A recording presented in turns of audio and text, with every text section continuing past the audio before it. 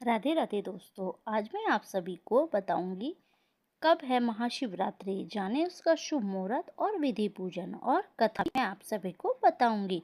तो आइए, हर हर महादेव आप सभी को मेरी तरफ से। घरों में देवों के देव महादेव की पूजा की जाती है, लेकिन उस विशेष सेवा प्राप्ति के लिए महाशिवरात्रि का दिन विशेष माना जाता है। यह पर्व साल में फागुन मास के कृष्ण पक्ष की चौथी तिथि को मनाया जाता है।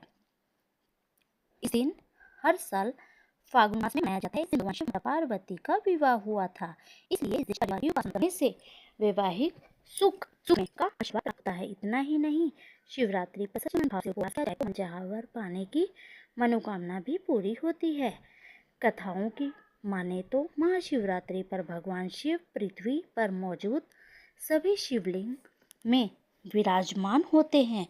ऐसे में इस दिन शिवलिंग की पूजा और अभिषेक करने से जीवन में सुख समृद्धि का वास होता है, साथ ही महादेव भी प्रसन्न होते हैं।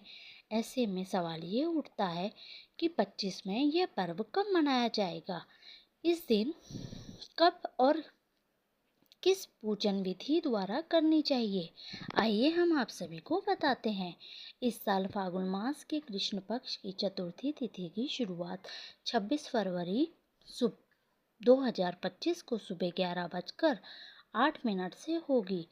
समापन तिथि अगले दिन यानी 27 फरवरी सुबह 8:54 पर होगी। उदया तिथि के हिसाब से 26 फरवरी 2025 को महाशिवरात्रि का पर्व मनाया जाएगा। पूजन विधि: ब्रह्म मुहूर्त 26 फरवरी को प्रातःकाल 5:17 से लेकर 6:05 तक रहेगा। रात्रि में पूजन का समय है 6:29 से 9:34 तक है। इस तरीके से आप ये पूजा कर सकते हैं। सुबह 5:08 से तक रहेगा इसका पूजन का समय नक्षत्र के हिसाब से। आइए हम आप सभी को विधि बताते हैं। शिवरात्रि पर भगवान शिव माता पार्वती की पूजा करने के लिए सुबह ही स्नान कर लें, साफ वस्त्र पहन लें। पूजा करने के लिए सभी सामग्री एकत्र कर लें। सबसे पहले दूध, दही, घी, शहद शिवलिंग पर अभिषेक करें। अब भोलेनाथ को चंदन, मौली, पान, सुपारी, अक्षत अर्पित करें। इसके बाद पंचामृत, बेलपत्र, धतूरा, नारियल इत्यादि शिव महाराज पर चढ़ाएं। देवी पार्वती को फूल भी अर्पित करें। दीपक जलाएं। शिव पार्वती के मंत्रों का जाप करें। शिव चालीसा का पाठ करें। शिव जी माता पार्वती की आरती करें। अंत में हुई भूल चूक क्षमा मांगे और प्रसाद भी वितरण करें। इस तरह की विधि विधान के अनुसार आप पूजन अपना प्रारंभ कर सकते हैं। अब मैं आप सभी को कथा बताती हूँ। महाशिवरात्रि व्रत की प्रमाणिक और पौराणिक कथा। पूर्व काल में चित्रभानु नाम एक शिकारी था। जानवरों की हत्या करके वह अपने परिवार को पालता था। वह एक साहूकार का कर्जदार था, लेकिन उसका ऋण समय पर ना चुका सका। क्रोधित होकर साहूकार ने शिकारी को शिव मठ में बंदी बना लिया। संयोग से उस दिन शिवरात्रि थी।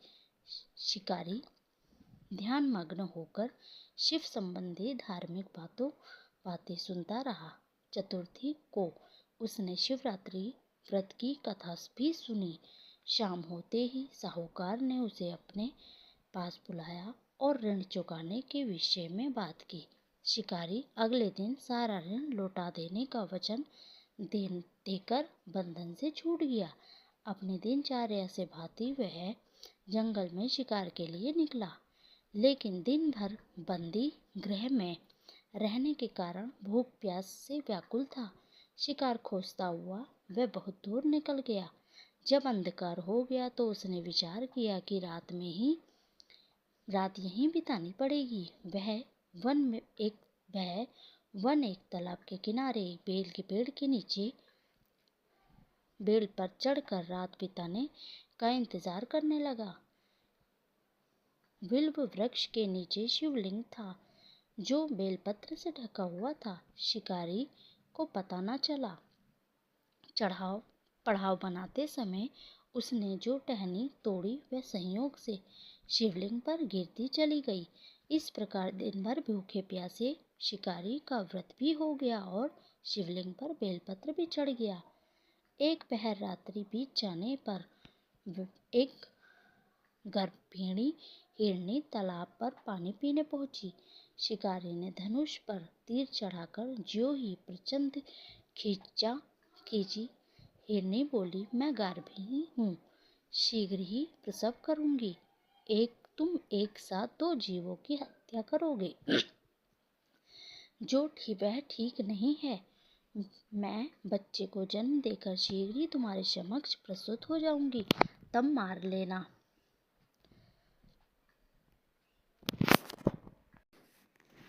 शिकारी ने प्रचंडा ढीली कर ली और हिरनी जंगली झाड़ियों में लुप्त हो गए। प्रचंडा चढ़ाते तथा ढीली करने वक्त कुछ बिल्वपत्र अनायास ही टूटकर शिवलिंग पर गिर गए।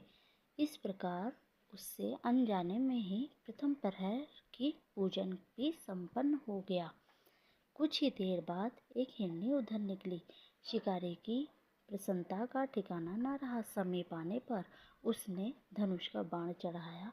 तब उसे देख हिरनी ने विनम्र पूर्वक निवेदन किया, हे शिकारी, मैं थोड़ी देर पहले ऋतु में निवृत्त हुई हूँ, कामातुर गृहिणी हूँ, अपने प्रिय की खोज में भटक रही हूँ। मैं अपने पति से मिलकर शीघ्र ही तुम्हारे पास आ जाऊंगी। शिकारी ने उसे भी जाने दिया। 2 बार शिकार को खोकर उसका माथा ठनका। वह चिंता में पड़ गया। रात्रि का आखिरी पहर बीत रहा था। इस बार भी धनुष से लगकर कुछ बेलपत्र शिवलिंग पर गिरे तथा दूसरी पहर की पूजन विधि भी संपन्न हो गई। एक अन्य हिरनी अपने बच्चों के साथ उधर से निकली। शिकारी के लिए वह स्वर्ण अवसर था। उसने धनुष पर तीर चलाने में देर नहीं लगाई।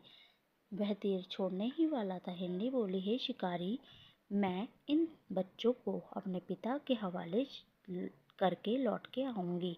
इस समय मुझे मत मारो। शिकारी हंसा और बोला, सामने आए शिकार को छोड़ दूं? मैं ऐसा मूर्ख नहीं। इससे पहले भी मैं 2 अपने शिकार खो चुका हूँ। मेरे बच्चे भूख प्यास से व्यग्र हो रहे होंगे।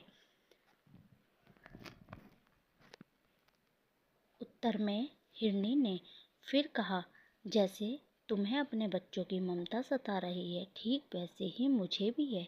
हे शिकारी, मेरा विश्वास करो, मैं इन्हें इनके पिता के पास छोड़कर तुरंत तुम्हारे पास लौटने की प्रतिज्ञा करती हूँ। हिरनी का दुख भरा स्वर सुनकर शिकारी को उस पर दया आई। उसने उस मृगी को भी जाने दिया।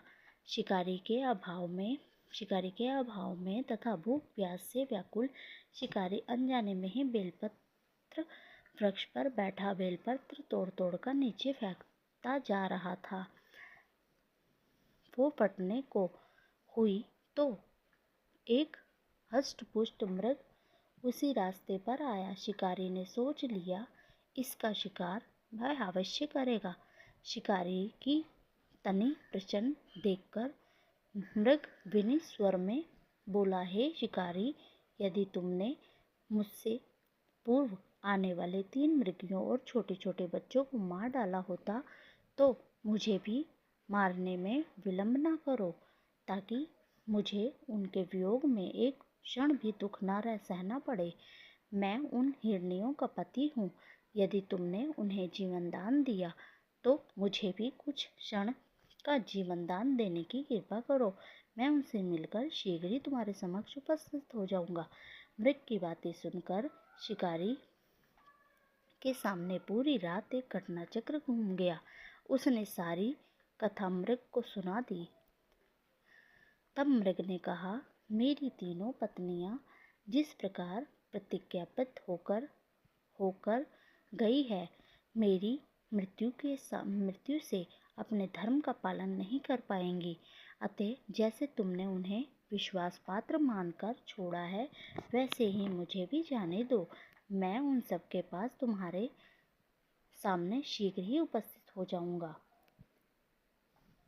शिकारी ने उसे भी जाने दिया। इस प्रकार प्रातः हो गई उपवास, रात्रि जागरण। शिवलिंग पर बेलपत्र चढ़ने से अनजाने में ही शिवरात्रि की पूजा पूर्ण हो गई, पर अनजाने में ही की हुई पूजन का परिणाम उसे तत्काल मिला।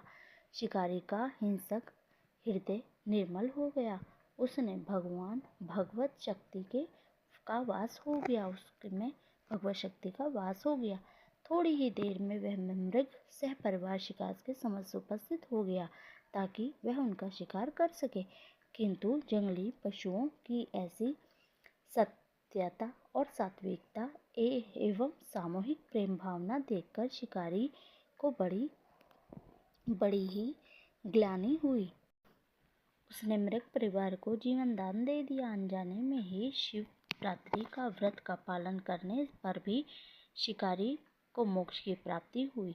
जब मृत्यु काल में यमदूत उसके जीव को ले जाने के लिए आए तो शिव गणों ने उन्हें पास वापस भेज दिया। शिकारी को शिवलोक ले गए। शिव जी की कृपा से ही अपने इस जन्म में राजा त्रिभानु अपने पिछले जन्मों को याद रख पाए तथा शिवरात्रि का महत्व को जानकर उसका अगले जन्म में भी पालन कर पाए। शिवरात्रि की ये कथा यहीं समाप्त होती है। अगर आप सभी को कथा अच्छी लगी हो तो प्लीज़ मेरे चैनल को लाइक करें, शेयर करें और कमेंट में हर हर महादेव ज़रूर लिखें। आप सभी को शिवरात्रि की बहुत बहुत बधाई हो। राधे राधे।